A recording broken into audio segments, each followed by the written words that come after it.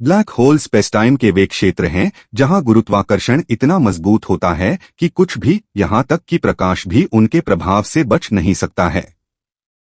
Black hole अंतरिक्ष का एक ऐसा क्षेत्र होता है जहां पदार्थ अपने आप खत्म हो जाते हैं। कुछ बड़े तारों के विस्फोट के साथ टूटने से ब्लैक होल पैदा होते हैं और एक गुरुत्वाकर्षण खिंचाव के साथ अविश्वसनीय रूप से घनी वस्तु का निर्माण करते हैं जो इतना मजबूत होता है कि यह अपने चारों ओर के स्पेसटाइम को परिवर्तित कर देता है। ब्लैक होल स्पेस में वह जगह है जहां भौतिक का कोई नियम काम नहीं करता, मतलब समय और स्थान का कोई मतलब नहीं है।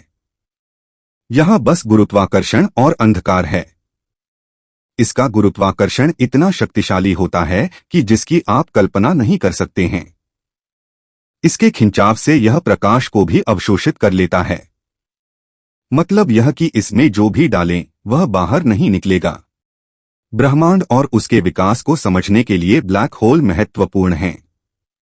वे आकाशगंगाओं के निर्माण एवं विकास के साथ पूरे ब्रह्मांड में पदार्थ के वितरण में भूमिका निभाते हैं। ब्लैक होल का अध्ययन करने से हमें अंतरिक्ष, समय और गुरुत्वाकर्षण के मूलभूत गुणों को समझने में भी मदद मिल सकती है।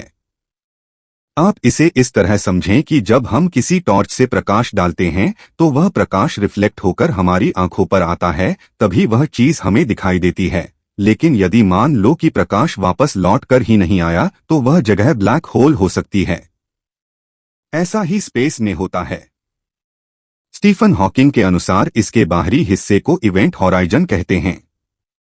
स्टीफन हॉकिंग की खोज के मुताबिक हॉकिंग रेडिएशन के चलते एक दिन ब्लैक होल पूरी तरह द्रव्यमान मुक्त होकर गायब हो जाता है। ब्लैक होल की खोज कार्लस क्वार्जस्चिल्ड और जॉन व्हीलर ने की थी। दरअसल जब कोई विशाल तारा अपने अंत की ओर पहुंचता है तो वह अपने ही भीतर सिमटने लगता है। धीरे धीरे वह भारी भरकम ब्लैक होल बन जाता है और फिर उसकी गुरुत्वाकर्षण शक्ति इतनी बढ़ जाती है कि उसके प्रभाव क्षेत्र में आने वाला हर ग्रह उसकी ओर खींचकर अंदर चला जाता है। वह सब कुछ अपने में निगलने लगता है। इसके प्रभाव क्षेत्र को ही इवेंट हॉराइजन कहते हैं। किसी भी चीज का गुरुत्वाकर्षण स्पेस को उसके आसपास लपेट देता है और उसे कर्व जैसा आकार दे देता है।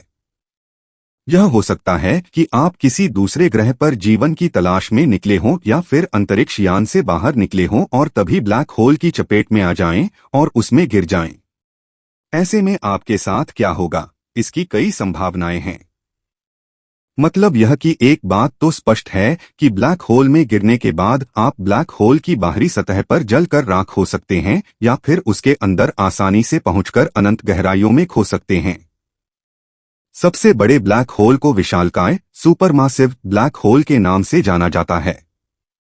इन ब्लैक होल का द्रव्यमान एक साथ 10 लाख सूर्यों के द्रव्यमान से कहीं अधिक होता है।